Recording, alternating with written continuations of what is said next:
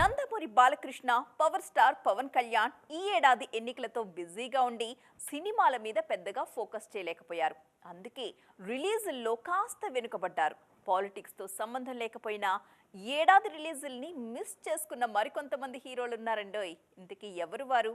Let's watch. Last year 1కి 2 సినిమాలతో ప్రేక్షకుల్ని పలకరించిన మెగాస్టార్ 2024ని మిస్ చేసుకున్నారు.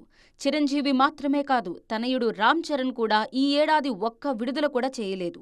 ఎలా అయినా గేమ్ చేంజర్ ఈ ఏడాది విడుదలవుతుందని ఇష్టంగా ఎదురుచూశారు ఫ్యాన్స్. కానీ ఆ మూవీ 2025 జనవరికి పోస్ట్పోన్ అయింది. సో వచ్చే ఏడాది చిరు, విశ్వంభరతో, చెరీ గేమ్ చేంజర్తో మెగా ఫ్యాన్స్ కి ట్రీట్ ఇవ్వబోతున్నారన్నమాట. సంక్రాంతికి గేమ్ చేంజర్తో పాటు విడుదలవుతున్న సినిమా డాకు. మీ ఫోన్ మరియు కెమెరాతో హై క్వాలిటీలో, అది కూడా ప్రొఫెషనల్ గా వీడియోస్ తీయడం ఎలాగో నేర్చుకుందాం అనుకుంటున్నారా? అయితే ఫ్రీడమ్ యాప్ని డౌన్లోడ్ చేసుకోండి. కుమహారాజ్ లాస్ట్ ఇయర్ భగవంత్ కేసరితో మెప్పించారు బాలయ్య. ఆయన్ని యంగ్ డైరెక్టర్ బాబీ ఎలా ప్రెజెంట్ చేస్తారో చూడాలని ఈగర్గా వెయిట్ చేస్తున్నారు అభిమానులు.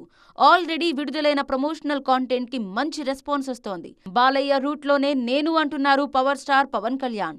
ముందే అనుకున్నట్టు అన్నీ జరిగుంటే పవర్ స్టార్ హరిహర వీరమల్లు ఈ నెలలోనే విడుదల కావాల్సింది. కానీ షూట్ లేట్ కావడంతో వచ్చే ఏడాదికి పుష్ అయింది ఈ సినిమా. అన్ని పర్ఫెక్ట్ గా కుదిరితే ఓజీ కూడా వచ్చే ఏడాది విడుదల కానుంది. డిసెంబర్ని మిస్ చేసుకున్న హీరోల్లో నాగచైతన్య, నితిన్ కూడా ఉన్నారు. తండేల్ని డిసెంబర్లోనే విడుదల చేయాలనుకున్నారు నాగచైతన్య.